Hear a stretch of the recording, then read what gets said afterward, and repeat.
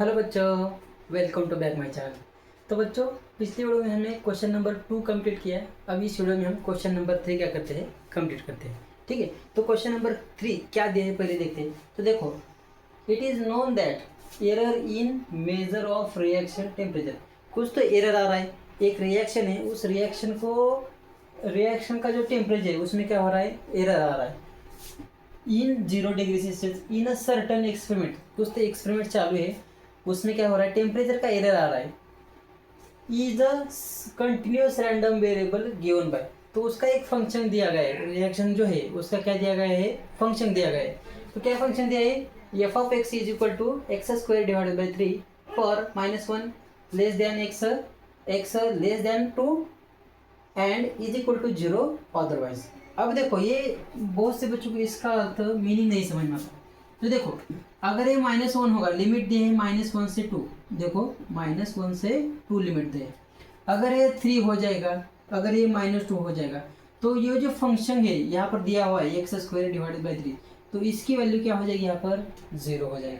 क्योंकि अदरवाइज जो होता है 3 और 2 आ गया, तो उसकी वैल्यू क्या आ जाएगी, यहाँ पर 0 आ सकती है। ठीक है, तो हमें पहले क्या बोला है, देखो पहले वाला, verify whether F of x is a PDF of random variable x. ये जो पहला वाला फंक्शन है, ये पीडीएफ है क्या नहीं, ये हमें क्या करना है, देखना है। तो देखो, एक मिनट, ठीक है, तो देखते हैं क्या ये पीडीएफ है कि नहीं, पहले देखते हैं। तो पीडीएफ मतलब अपनी वाली पीडीएफ नहीं, ये थोड़ी अलग वाली पीडीएफ, प्रोबेबिलिटी डिस्ट्रीब्यूशन फंक्शन कहते हैं। नहीं तो कर जाओगे इसकी पीडीएफ लेके जाओ, ठीक है, ऐसा नहीं करना। तो उसके दो कंडीशन क्या होती है, मैंने बताया था आपको। जो एफ ऑफ एक्स है वो क्या होना चाहिए, 0 से बड़ा होना चाहिए। और ये जो फंक्शन है, इस फंक्शन की वैल्यू कितनी आनी चाहिए, 1 आनी चाहिए। कितनी आनी चाहिए, 1 आनी चाहिए। तो देखो, इसका क्या करना है, हमें इंटीग्रेशन लेना पड़ेगा।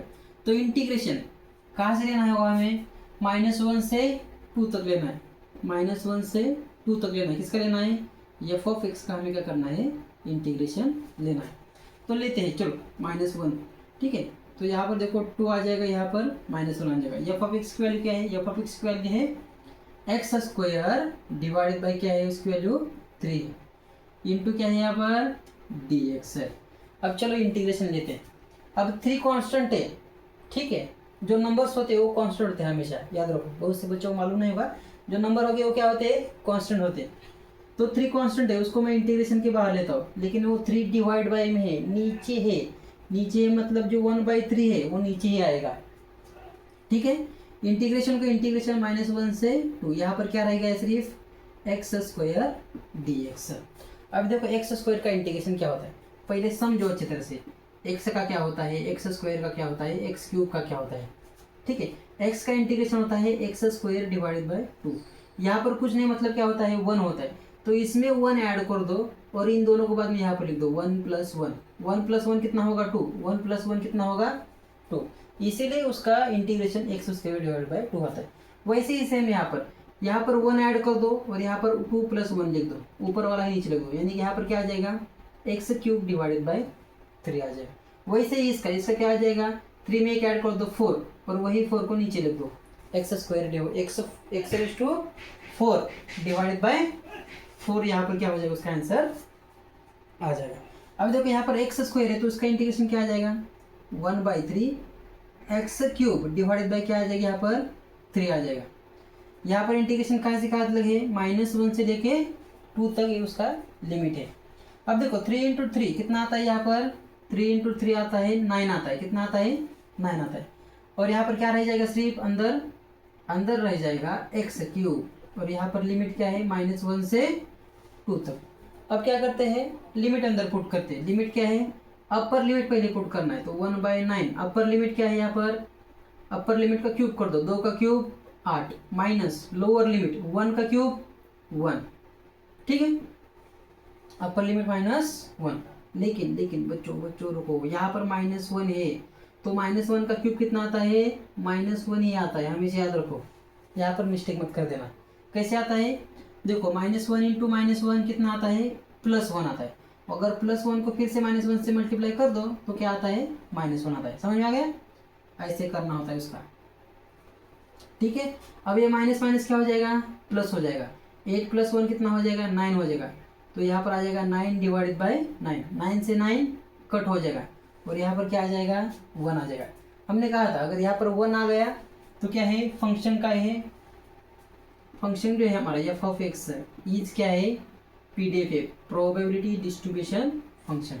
ये कंडीशन हमारे यहाँ पर क्या हो रही है, सेटिस्फाई हो रही है। तो ये था उसमें का पहला वाला सब क्वेश्चन। अब देखते हैं इसमें का सेकंड वाला सब क्वेश्चन। ठीक है,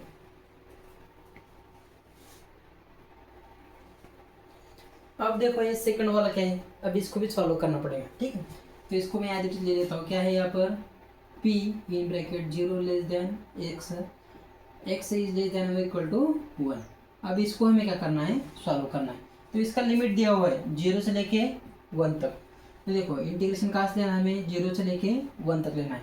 इसका लेना है हमें, फंक्शन का लेना है, फंक्शन f(x) dx। ठीक है, अब देखो फंक्शन क्या है हमारा, यहाँ पर फंक्शन की वैल्यू है x² / 3। तो उसकी जगह पुट कर दो x² / 3 इंटू क्या है यहाँ पर, dx। अब 3 में कांस्टेंट है उसको बाहर निकाल दो हमेशा की तरह। इंटीग्रेशन 0 से लेके 1 तक, यहाँ पर आ जाएगा x² dx। ठीक है, 1/3 को 1/3, x² का इंटीग्रेशन क्या आता है, x³ / 3।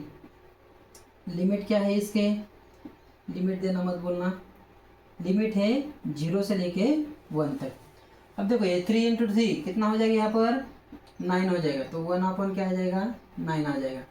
और x³ यहाँ पर क्या रह जाएगा, सिर्फ x³, यहाँ पर 1, यहाँ पर 0। अब इसमें क्या करो, लिमिट पुट करो। एक बार पहला अपर वाला, अपर मतलब 1, तो 1/9 को 1/9, अपर 1 का क्यूब 1, 0 का क्यूब 0, 0 का क्यूब क्या होता है, 0 होता है। 1 - 0 1 होता है, और 1 इंटू समथिंग टर्म वही वैल्यू आती है। तो ये क्या है, इसका आंसर क्या आ जाएगा, 1/9। ये जो प्रोबेबिलिटी दी है इसका आंसर क्या आ जाएगा, 1/9। तो देखते हैं इसमें थर्ड वाला भी एक एग्जांपल है, उसको भी क्या करते हैं हम, सॉल्व करते हैं।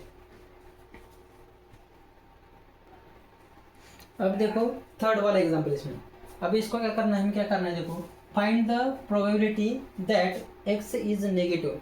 तो नेगेटिव आने की प्रोबेबिलिटी हमें क्या करनी है, यहाँ पर निकालनी है। तो इसका यहाँ पर देखो प्रोबेबिलिटी दी है, क्या दी है, यहाँ पर लिखता हूँ मैं, प्रोबेबिलिटी ऑफ -1 x <= 0।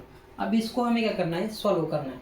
ठीक है, तो सेम वैसे ही हम इसको फंक्शन लेंगे, लेकिन यहाँ पर लिमिट अलग दी है, -1 से 0 तक। तो देखो लिमिट चेंज होगा, यहाँ पर -1 से क्या आ जाएगा, यहाँ पर 0 आ जाएगा। ठीक है, अब इसकी प्रोबेबिलिटी निकालते। तो देखो लिमिट पुट कर दो, -1 से 0, फंक्शन क्या है, x² / 3, x² / 3 इंटू क्या है यहाँ पर, dx। हमेशा की तरह 3 को बाहर निकाल दो, 1/ क्या हो जाएगा यहाँ पर, 3, इंटीग्रेशन -1 से 0, यहाँ पर रह जाएगा सिर्फ x² dx। अब इंटीग्रेशन x² का क्या होता है, x³ / 3 होता है, क्या होता है, x³ / 3। इसकी लिमिट क्या है, -1 से 0 तक। ठीक है, अब इन दोनों को मल्टीप्लाई कर दो, नीचे वाले 3 × 3 कितना हो जाएगा यहाँ पर, 1/ क्या हो जाएगा, 9 हो जाएगा। और देखो यहाँ पर क्या है, x³, यहाँ पर है 0, यहाँ पर है -1। अब क्या करना है, लिमिट अंदर पुट करना है। ठीक है, तो 1/9 को 1/9, पहले ऊपर वाला 0 का क्यूब कितना आता है, 0, -1 का क्यूब कितना आता है, -1 ही आता है, हमेशा याद रखो। ठीक है, तो 1/9। अब देखो माइनस माइनस क्या हो जाएगा, +1 हो जाएगा। तो यहाँ पर क्या हो जाएगा, 0 + 1, 0 + 1 कितना होता है, 1 होता है। और 1 से किसी को भी मल्टीप्लाई कर दो तो क्या आंसर आता है, वही आंसर आता है। तो इसका भी क्या हो गया, 1/9 आ गया। तो बच्चों इस तरह से जो क्वेश्चन नंबर 3 था वो हमने यहाँ पर क्या कर दिया, पूरी तरह से सॉल्व कर दिया। अब देखो आपको अच्छी तरह से लिमिट पुट करना आना चाहिए, डेरिवेटिव इंटीग्रेशन भी आपको अच्छी तरह से याद आनी चाहिए। ये 2 चीज़ें आपको बहुत ज़रूरी है इसमें। ठीक है, और लिमिट कैसे पुट करते हैं ये भी आपको अच्छी तरह से आना चाहिए। मैंने आपको अच्छी तरह से समझा के बता दिया है कैसे लिमिट रखना है, कैसे उसका इंटीग्रेशन लेना है। ठीक है, तो आप ध्यान से पढ़ो। ठीक है, अब देखते हैं जो 4th वाला जो क्वेश्चन है उसको क्या करते हैं हम अगले वीडियो में स्टडी करते हैं। ठीक है, पढ़ाई करते रहिए। All the very best.